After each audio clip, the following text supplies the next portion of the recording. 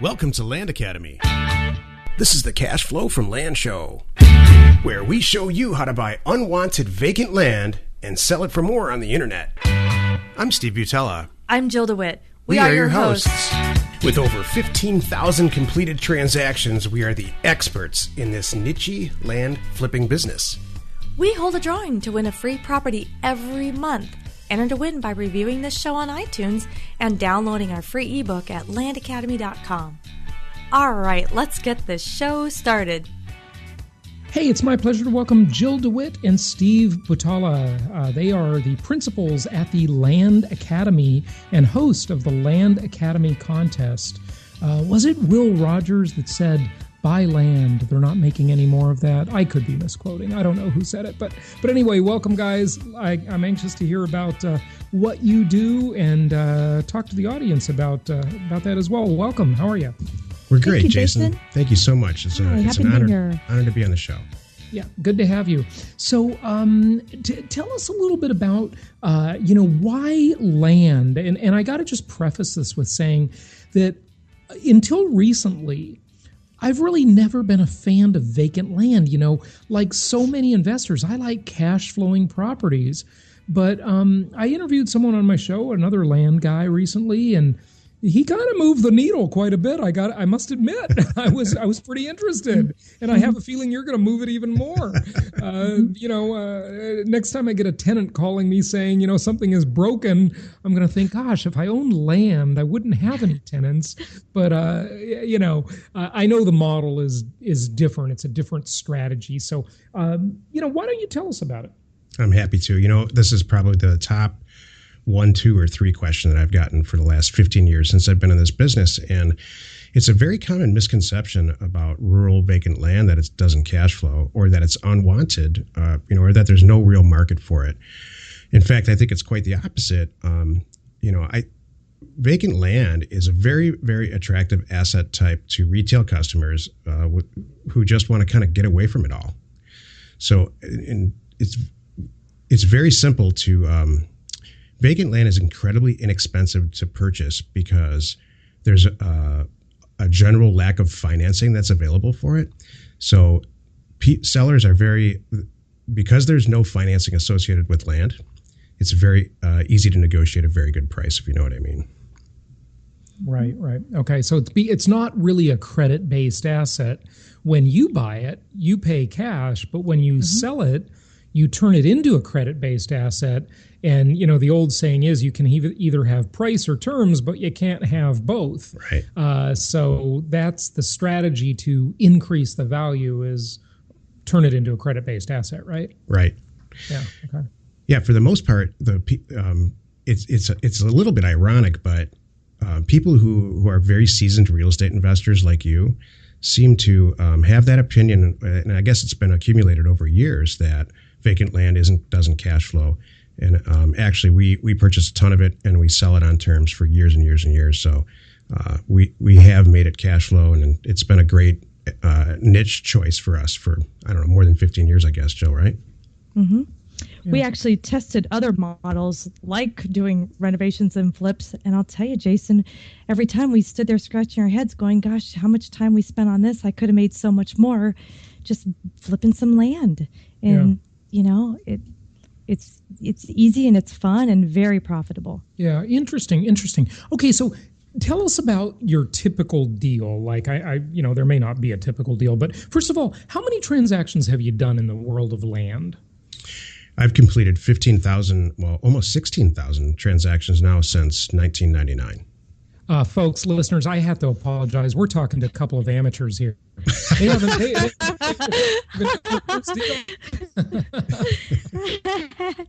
Yeah. No, that's a little bit of experience for you, right? Yeah.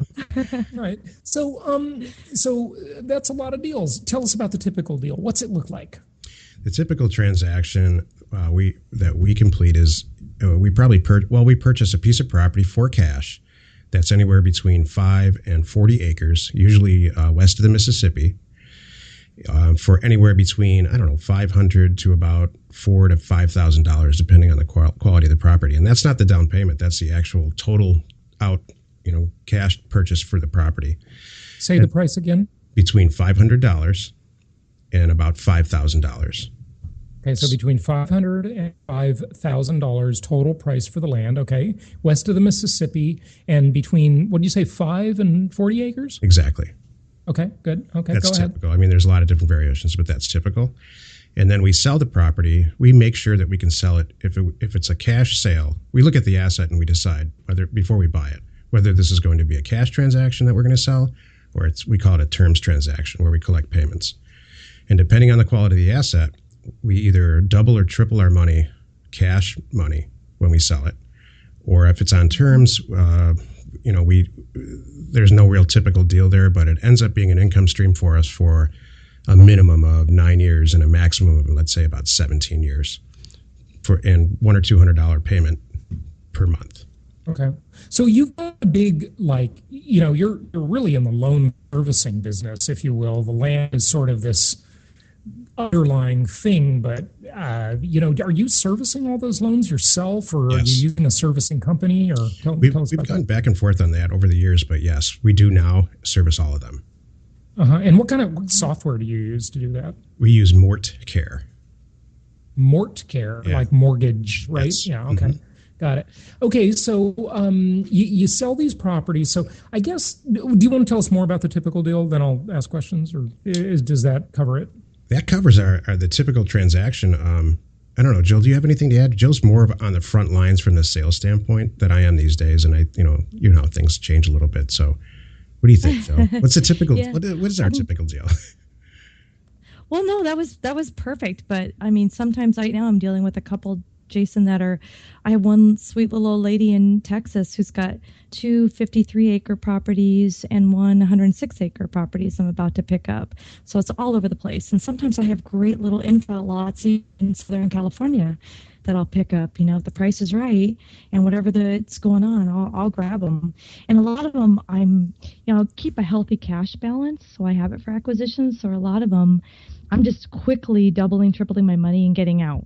And a lot of the other ones, the really good, nice ones, those are the ones that will, we'll sell them on terms and have a down payment and do payments for years, that kind of a thing. So I do a lot of both. Okay. So what type of land is this? What is the zoning of this land? That's such a great question, because the very few competitors that we have, I really think, miss the mark on this. It's all over the map. Zoning for us, we send a tremendous. We generate these transactions or our acquisition deal flow largely through direct mail. And zoning or property use is something that I take a real good, careful look at before we handle all the data to send a mail out. So there is, except for like industrial and some really special use type property like a cemetery or something really offbeat like that, we stick to single family residential, vacant land, or any type of, except for recreational, sure. Except for, so go ahead. Except for industrial, we really kind of stay away from that for a lot of reasons. And you don't like that because of, I assume, the environmental liability concern, right? That's correct. Right. Yeah. Okay. So a lot of land people are out there. They're buying and selling ranch. Is ranch land an actual zone? Is that a zoning? Are things defined in the zoning laws as this is ranch land? That's a great question. They just call it that. It's a great question, and it really varies state by state. Here in Arizona, we're in Scottsdale, Arizona. Ranch is a use for land. I'm not sure if it's an actual zoning designation, but we see ranch land as a use very often. And I also see really low associated tax assessments on that type of property. So we've purchased a lot of ranch land over the years. So, yeah. Okay. So, a lot of this land is just in the middle of nowhere. It's really out there. And, some of the land deals I've looked at, they are in the middle of nowhere. And, I don't know what people would actually use them for. Some of them don't even have access. They're landlocked parcels. And I don't know what the easement structure is or anything like that. I mean, should I even be concerned about this stuff, or are the deals sort of so cheap that you just, You just buy them and sell them and don't agonize over them like I would over a larger deal.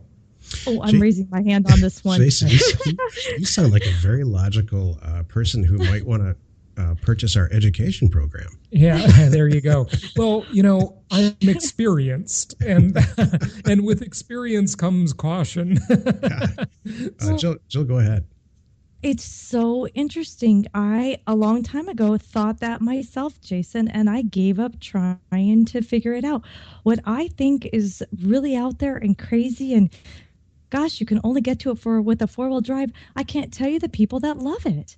Is it because tiny homes are getting cooler, or it's, be off the grid, or the whole, there's some interesting prepper groups growing. Collapse of civilization, bug out. Blah, blah, blah. Remember, I host a survival show too, the holistic survival show. So I've talked to a lot of these people. Some of them are pretty out there. Right. Right.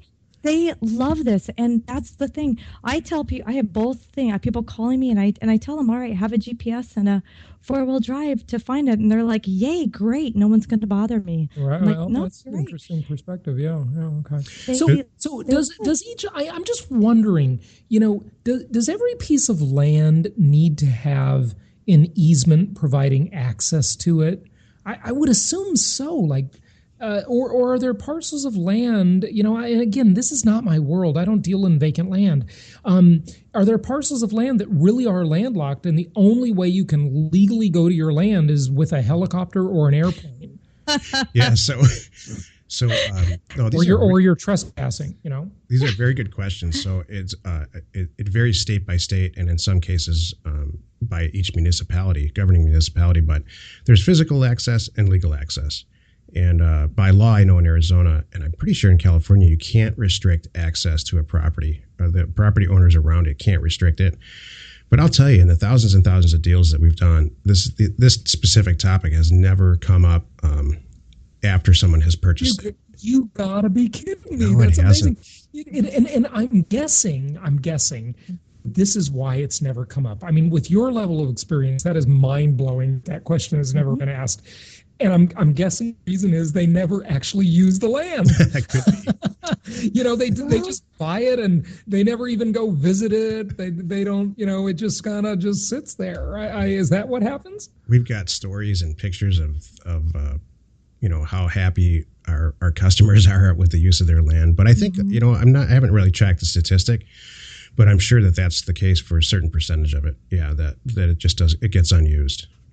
Okay. So is it fair to say then that this whole question of easements, you don't even check into that when you buy something, right? You just buy it. No, I do. Oh, you do? We do. We value that. We pass on numerous properties because of access issues, specifically in southeastern California. For some reason, I don't know what happened or what the story was in the 60s and 70s when a lot of it got subdivided, but access was not on their radar. So, like if it's on the side of a mountain, there's some extreme situations that we won't touch that. But in general, the better access, physical access that we teach what's called the 4As. For us to buy property, and this is what we talk about with our members all the time, it has to have some version of the 4As, and one of them is access. Access, affordability, attribute, and Jill, what's the fourth one? Acreage. Acreage, yeah. More acreage. Acreage. So access is very, very important, and we generally steer away from non-physical access property. Okay, all right. Okay, go ahead. I was going to say, and here's the thing, Jason. I have so many sellers to choose from. It's not even funny. I mean, you would crack up if you could see my acquisition list of things I need to go through. I can't get to them fast enough. Mm-hmm. So if I ever have any issues, I'm glad that you're bringing that up because it's near and dear to our hearts. I really am too. We would never ever touch anything that someone cannot legally get to.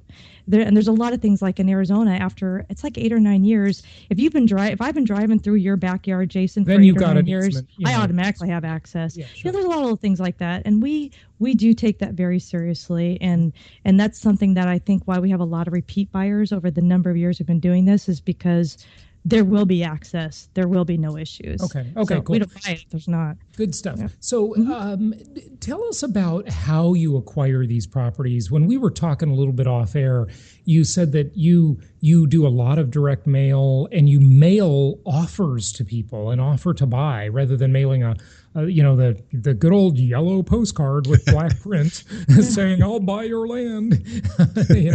We've all seen that one, and that's like a trade. It's just a common practice.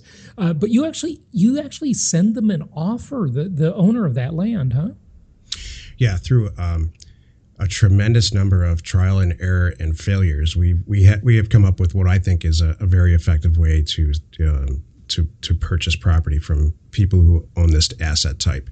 We send them an offer. It's a 2-page, 1 cover letter, and the back sheet is kind of a purchase agreement, and it says, "We'd like to buy your property for X. We've done a little bit of research on it. If you'd like to sell it to us, either call this number or sign here, and we'd like to hear from you within X amount of time." And it gets a tremendous response. I've tried the postcard way. I've tried a lot of different ways, and those other ways for us generated a lot of ineffective conversation, let's say. But the actual offering, for whatever reason, seems to strike home with many, many people. Mm-hmm. Okay, so your offer, how do you compose an offer? I mean, I'm sure it's not legally binding on you. You have a way out. That's right. So-called weasel clauses, if you will. That's just smart, of course, because you don't know what you're getting. But you probably put a price on it. Otherwise, the person's not going to call you back. They're not going to be interested, right? Without a number. That's right. And again, it varies depending on the area that you're in or the area that we send the mail out in. But for us, it's a multiple. I look at 2 things. I look at their assessed value, and that's difference. It varies different by area. And then I take a look at that, and then I take a look at a multiple of the acreage size from a dollar amount. So we generally try not to buy property in the areas where we focus for more than $100 an acre. And in fact, very, very often it's much, much less than that. Mm-hmm. So it's not that scientific. It's a price per acre. The people that we do business with are really interested in just getting rid of their property. Right. Now, how do you know they're interested? Where do you get the leads? I mean, you're not just blindly mailing to every vacant landowner, are you? Or maybe you are. Or are you looking at people who are behind on their taxes? Or what's the criteria by which you mail? These are great questions, Jason. I'm really thank you for having us on the show. The criteria that I look at. To answer your question about taxes, we don't just look at that. What's great about our product type is that there's no mortgage because, as you know, traditional lenders only look at improved property. So there's an incredible amount of negotiation.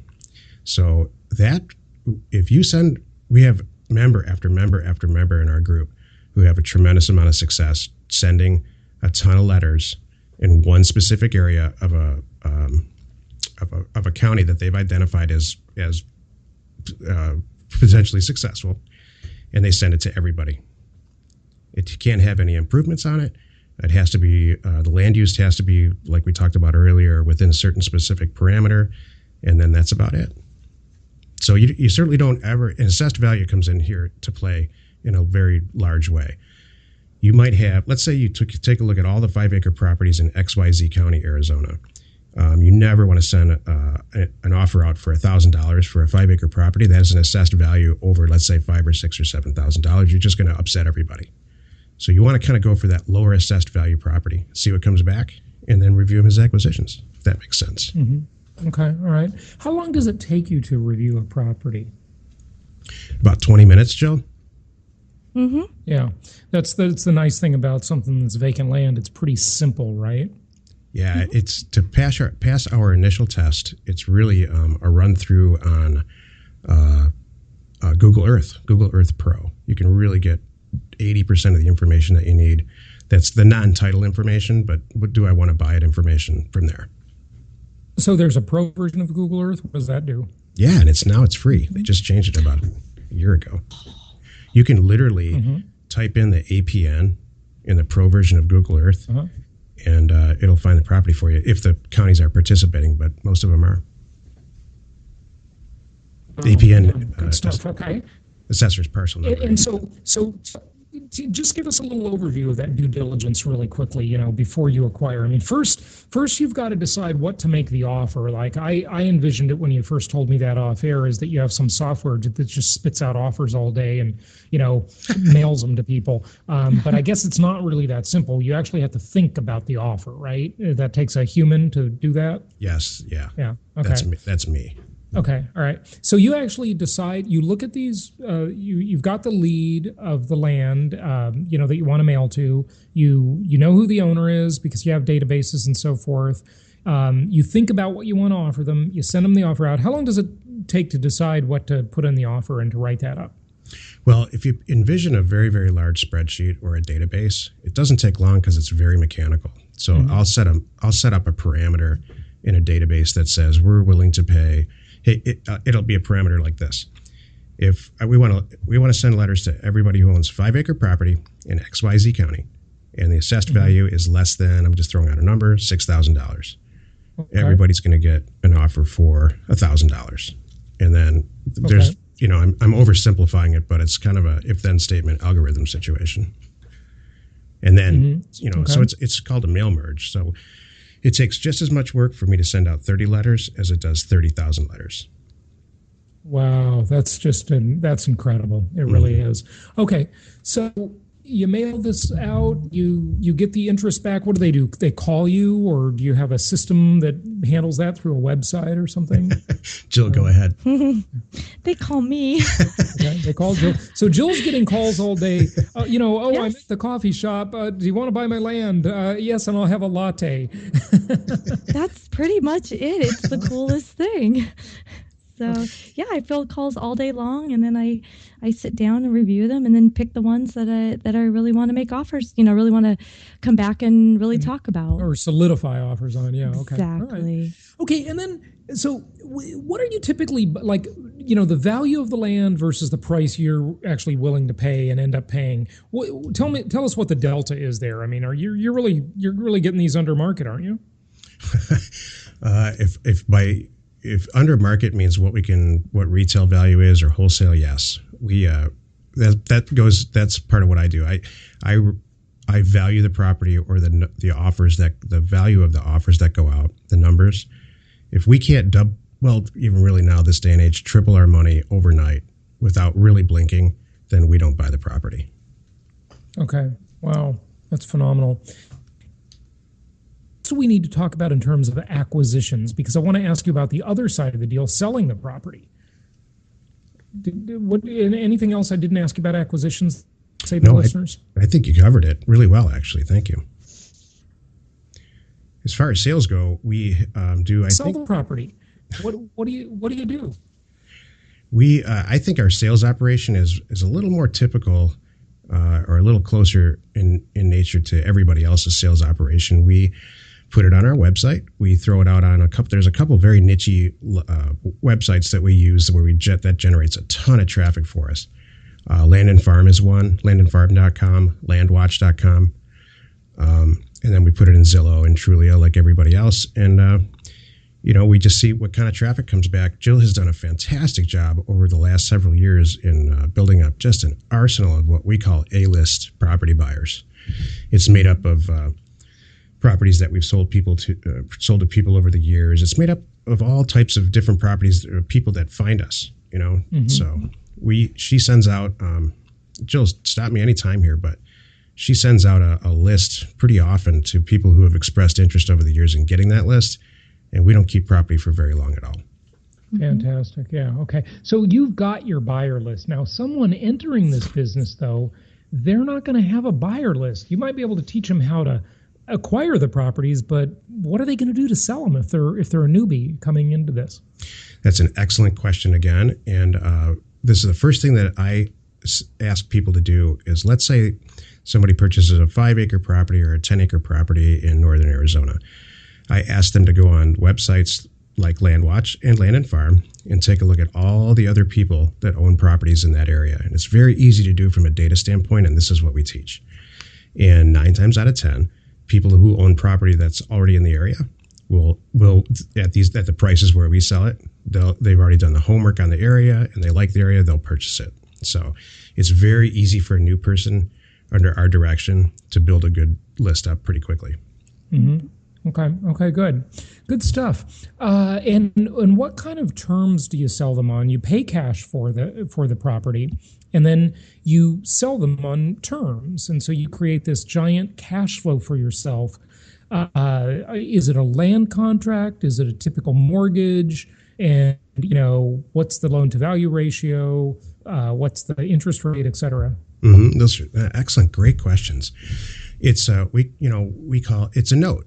So we generate, there's a lot of different, around the country it's called a lot of different things, but it's a note. So we agree to, loan money against this asset for X amount of time. And we run the numbers on it the way you would run it on any type of income stream. So we generally charge between 2 and 8%. I don't think, Jill, I've ever seen anything higher than 8%. Have you? Correct. No. And it's usually around between $100 to $200 down, and $100 to $200, maybe larger acreage property, $250 a month, and then the payment, the number, the term is dictated then based on the price. So on a $1,000 or $2,000 asset, we'll probably sell it for maybe $10,000 or $12,000, maybe more. Mm-hmm. And 2%. So you give them a really good interest rate. So that's attractive to that buyer, huh? It really is, and we don't go through credit checks or any of that. We all through these transactions, I'll tell you, Jason, on the buy side and the sell side, which is why I'm still in this business and love it so much, everybody's constantly thanking us. Mm-hmm. We're the properties that we sell like this, we're selling them to people who just for whatever reason can't get involved in other types of real estate, and they love it. And then I think on the buy side, we're solving a lot of problems. I have a bulletin board in our office of handwritten thank you notes that people have just sent us over the years. Thank you for cashing me out of this property. I thought I wasn't going to get anything, and it really people seem to appreciate it. Yeah, that's fantastic. Good stuff. Well, give out your website if you would. Tell people where they can find out more, and tell them about what you offer and how you help people in this business. Go ahead, Joe. Oh, okay.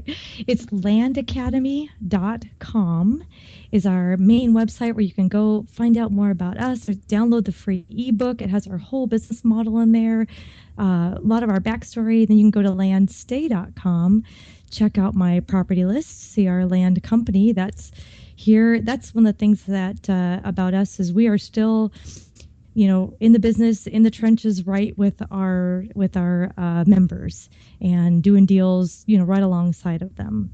And then we also have successplant.com, which is our online community where everybody can kind of talk about, share success stories, talk about the business, learn more, all kinds of great things there. Good stuff.